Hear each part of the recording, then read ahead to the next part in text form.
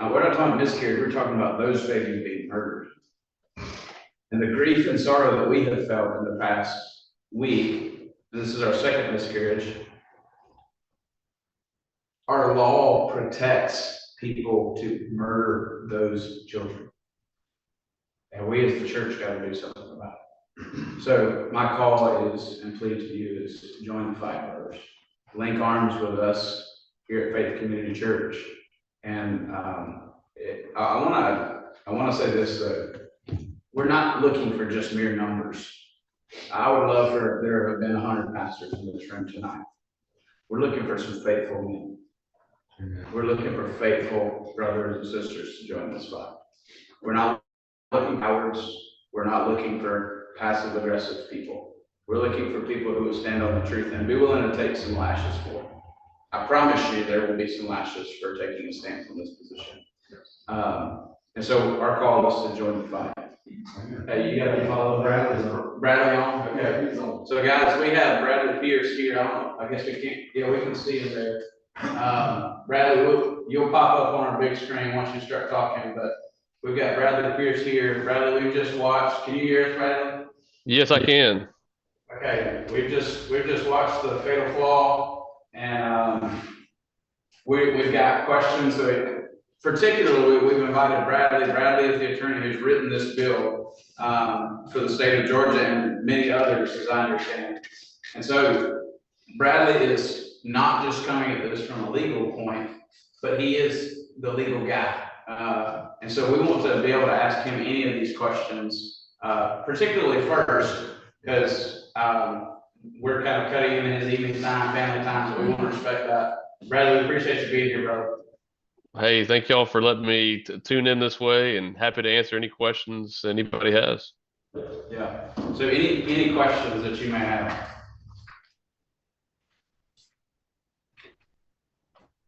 And if you don't have any, I'll just start asking my own questions and answering them. Yeah, thanks, brother.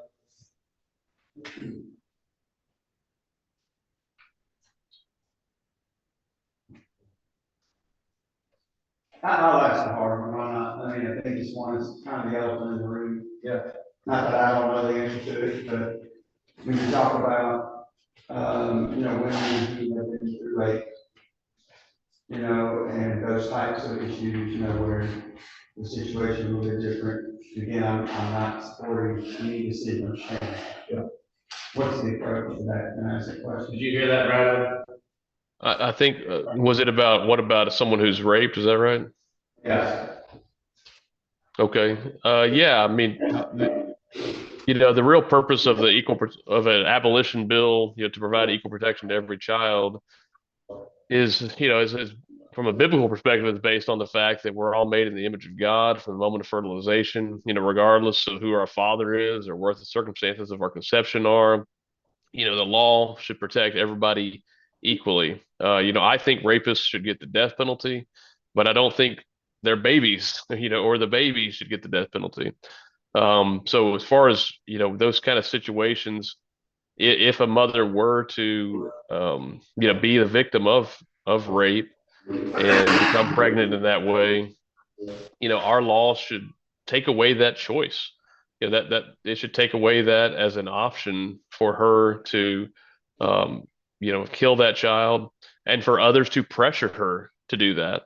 That's one of the things that the abolition bill, it not only protects the baby, most importantly, from being murdered, but by taking that option off the table and treating it like it's homicide, it also makes it illegal for anyone to pressure or push her or encourage her or coerce her into that abortion. Whereas right now, because it's not murder for her, it's not murder to pressure her into it, unless you're threatening her life or limb. That's already illegal. But any pressure shy of that is currently legal, because it's not illegal for her to do it. It's not illegal to encourage someone to do something that's legal for them to do. That's why by making it illegal for everyone, it also makes it illegal for anybody to pressure the mother into it. And if a mother were to go through with that, even if though it were illegal, if she were the victim of rape, then her reasoning behind that would be something that the jury or the law enforcement and the prosecutors and the grand jury and the judge and the jury and the appellate courts and the governor, you know, can all take into account in deciding, guilt and innocence and deciding what, if any, sentence is appropriate. And so that's that's the hallmark of equal protection and abolition, is that each case can be examined on a case by case basis to determine what is just in each individual circumstances. Right now, there's just a blanket, no mother should ever be subject to being prosecuted for aborting their child, which means that every child is subject to being legally killed by their own mother, no matter the circumstances. We believe that every case should be considered on a case by case basis, just like homicide of any other person. And that's what equal protection is all about. Well, what about the case where the pregnancy endangers the mother's life? Do you Right. Yeah. So that's a situation that the bill addresses that's something, to avert the death of the mother, as long as the doctors are doing everything that they reasonably can do to save the life of both the child and the mother. Then if it gets to a point that they have to take action that does unintentionally result in the death of the child, then yeah, that's not something that would be prosecuted. Because again, and legally speaking, that may be medically called an abortion, but legally and in common, colloquially, that's not what we mean by abortion. Abortion is intentionally, killing a child because you don't want the child. Whereas those kind of situations where the mother's life is at risk, the intent is to save as many lives as possible. And so that's why, under the bill there in Georgia, that kind of situation would not be subject to prosecution.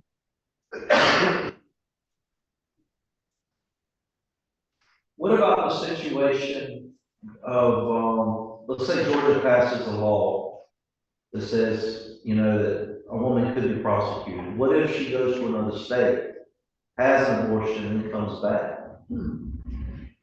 Right. Right now, I think there's things that can be done in Georgia law to help to address that and potentially help to curtail that. If any of the actions take place in Georgia, right? If any of the what are called the preparation to have the child murder takes place in Georgia, then that's subject to prosecution in Georgia.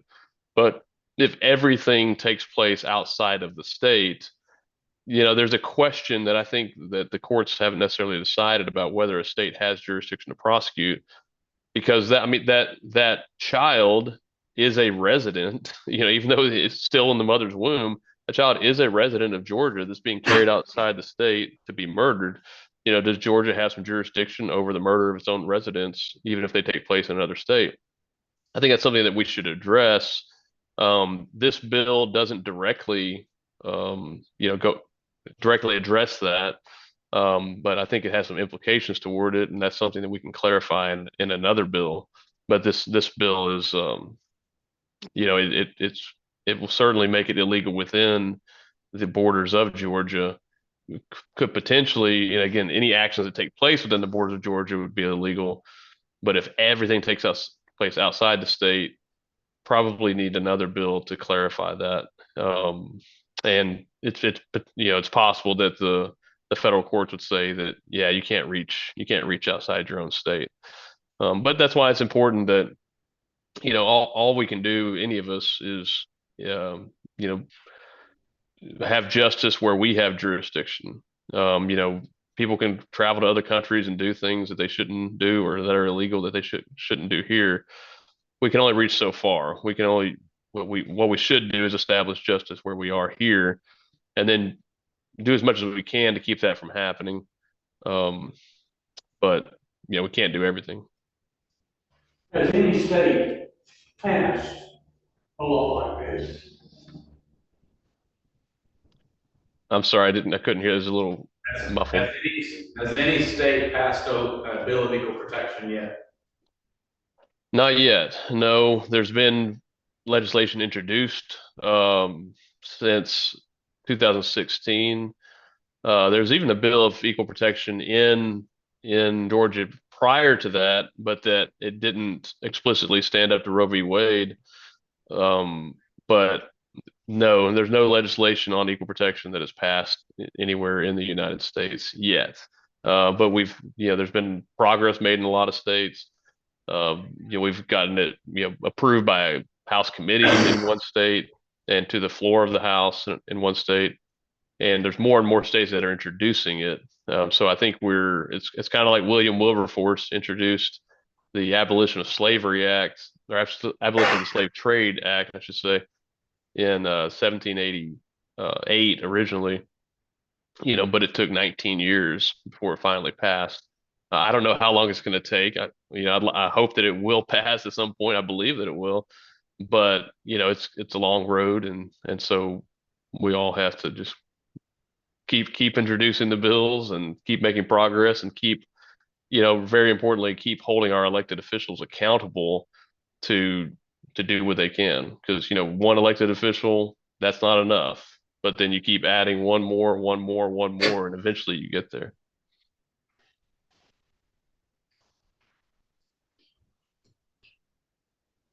Are there any implications for infertility treatment and for any contraception? Yeah, so as far as IVF is concerned, most IVF, I'll say neither of those are addressed explicitly, but they're both affected certainly by the bill. So IVF is, typical modern IVF practice includes creating excess embryos, which an embryo is just a human being in the embryonic stage of development, creating excess human beings, attempting to implant. And again, there's certainly exceptions to this, but this is general practice. That is, you create a number of them, you choose the strongest ones, you attempt to implant those, and then those that are not implanted, if there's not immediate plans for them, they're either frozen or they are donated to science, which means that they are experimented upon and ultimately destroyed, or they can just go straight to being destroyed. So the bill that prohibits, intentionally causing the death of a human being, and if a human being begins at fertilization, then the bill would prohibit intentionally destroying embryos or intentionally experimenting on them, which causes their destruction. But it does not prohibit the creation of the embryos, nor the implanting them in the mother. And so it could still allow for that, as long as you don't create more than you're implanting, and as long as you don't destroy, just intentionally destroy the ones that you have. On the contraceptive part of it, it's the bill. The bill does prohibit, again, intentionally causing the death of a human being, which a lot of there's lots. The term contraception is kind of misused a lot of times in our society. Contraception, we think of, the word there, contra, against conception. Well, the bill doesn't do anything to outlaw actual contraception, against conception, right? Anything that would prevent conception, like, a condom or things like that, spermicide, those sorts of things would not be in any way affected by the bill, because those things are intended to prevent conception or prevent fertilization. But anything that is designed to prevent implantation would be affected. So that is that, there may be, certain drugs or devices that are designed that even once the embryo has been formed, but has not yet implanted, those devices and drugs are designed to prevent that child from implanting in his mother's womb, which is intentionally starving that child of oxygen and nutrients and shelter, with the intent to cause the death of that child. Now, most people who are taking those drugs or using those devices aren't aware necessarily of that that's what's happening. But most of the manufacturers of those things are fully aware of what's going on there. So the bill doesn't prohibit any particular device or particular drug. It prohibits intentionally causing the death of a person.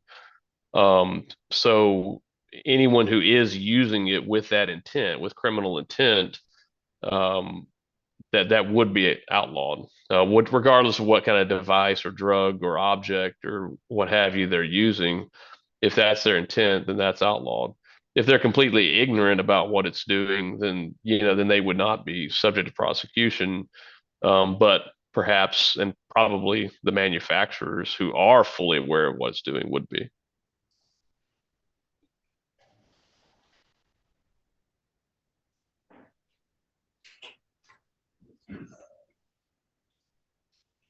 Any other questions for Bradley? No, I'll just go ahead and say thank you for your effort. I'm sorry, I couldn't hear that. Thank you for your effort. Thank you for my. Effort in trying to get this thing done. Oh, yes. Hey, well, I'm grateful to God for the strength and energy for it. And God puts us all in different places with different skills and abilities. And I'm grateful to all of you there and the churches that you represent and the places that He's put you in.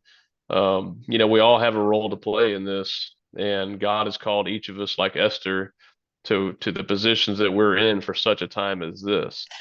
And so I'm grateful to, I'm in the position that I'm in, and I have the opportunities I have, and that y'all do as well. And I'm looking forward for how we can all use what God's given us and where He's put us to bring it into this for His glory. Last call, questions for Bradley. We're gonna let him go. I have a silly question. Does he have his own baptism? That's your own baptismal pool behind you there, Bradley? What is it? Oh, no. No, that's just like a little curtain. That's a little curtain across the French doors up there. Bradley, we appreciate you, man. We're gonna let you go. Thank you so much for your time. Hey, thank y'all for what you're doing. Y'all take care. God bless. Okay. I want to kind of follow up and take this to its logical end of what we're talking about. We're developing a holistic approach. One of the things that I will say is essentially you've got three views when it comes to abortion. You've got a pro-choice, you got a pro-life, and what we're advocating for is an abolitionist movement. The pro-life, from what we're seeing, is inconsistent. And so one of the ways that it's inconsistent, beyond what it's talking about with women being a victim, a common misconception there, and you got plenty of resources to help you with this, is that we're oppressing women. This is that sounds, a lot of what they're saying was, we got to go after the woman. The woman is the criminal. Here's the distinction of it. We're not going after women. We're going after the conduct that women are doing when they abort their children. The law does not criminalize people, it criminalizes conduct. So that's an important distinction to make sure that we're not saying, man, those pastors, see, they're the bigots that we thought they were. That's not what we're saying. The other inconsistent thing, in the state of Georgia, one of the most restrictive states, with it being banned at 6 weeks, there's still an unequal measure there. And the inconsistent position of the pro-life is an incremental position, which means kind of we want it to end, but we'll take what we can get, right? We're not as bad as California. That's what us conservatives down here in Georgia say. We're not as bad as other states. And while that may be true, that's still inconsistent, because what we're saying is under the law, 6-week infants, preborn infants, are, while we say they have value, our law does not give them any value. So it's an inconsistent measure, it's an unequal measure. The scriptures tell us over and over and over again that unequal measures are an abomination to the Lord. And so, taking this to its logical end, this is how I have led our church to be involved, is to call legislators in the state of Georgia. Our district legislator, I called him several times. The first time I talked to him, he had no idea this bill was even in motion. He had no idea what it was even going on. And so the issue is the church. Well, legislators don't just sit around and read bills all day. They gotta feel some pressure from somebody. And who should they feel pressure from? On a matter of truth, right? From the church of the living God. And so legislators feel like they are on the hot seat if they're getting 5 calls on a bill. I've called 5 times. Maybe they feel like they're on the hot seat. I know some of our church members have called. But just imagine if you men who lead churches go and lead your churches to call these legislators.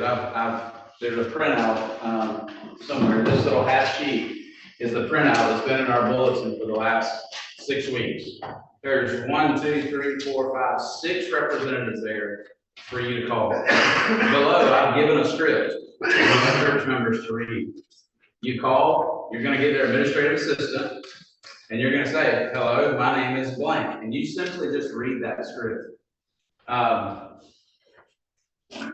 These pro-life representatives are going to want to hear from you. Wes just texted me this past week. Emery Donahue, who is the sponsor of our bill of HB 496, he just texted me this week and said, we need to call Emery Donahue and encourage him.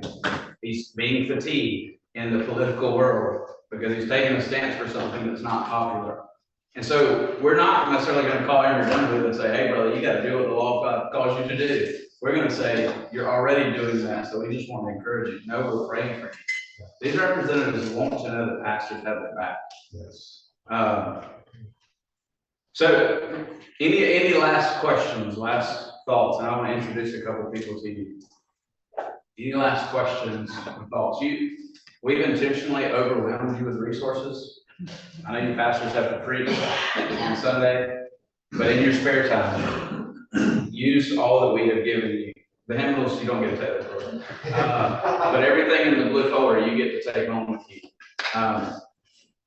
Distribute that information. If you need more resources, I get no plug for doing this. I'm doing this because I was convicted of it, and I want to do all that I can in our community to help lead in this charge. So, if there are no last call questions, all of you, if you don't have my phone number, please get it before you leave, and I want to be a resource to you. I want to point out a couple of people that have been resources to me. This is Wes Fuller. He's up from Macon, and an organization that is up and rising is Operation Gospel, which is going to attack this need in the state of Georgia. And so Wes has been a point man for me. We've been talking nearly every day almost about trying to get this stuff going. So feel free to chat with Wes, and he's a brother that's being faithful in this fight. In the back here, we've got Miss Zimmy on the right and Miss Genevieve on the left. They're with Georgia Right to Life. Now, I need to clarify. You just watched a documentary about Missouri Right to Life is corrupt, National Right to Life is corrupt, and a lot of other states' right to life are corrupt. Georgia Right to Life is not. These are faithful sisters who are in this fight to help us end abortion. So use them as resources. Do either y'all have anything to say? Wes, I know you got something to say, brother. I always got something to say. I'll let them go first. Yeah, ladies, do you have anything you'd like to say? I know you got a table out here, but with some resources. It has a petition, which is also in your folder.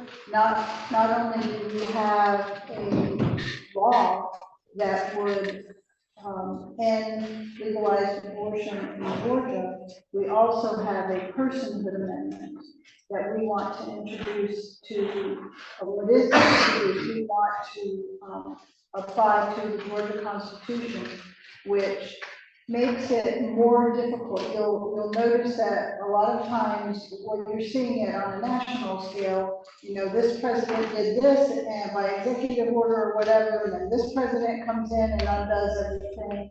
Well, if it's in your constitution, it takes 2/3 of the vote. So we want to recognize, though, if you'll look at it, the language is so simple. It just simply says that every human being is a person under the Constitution from fertilization to natural death.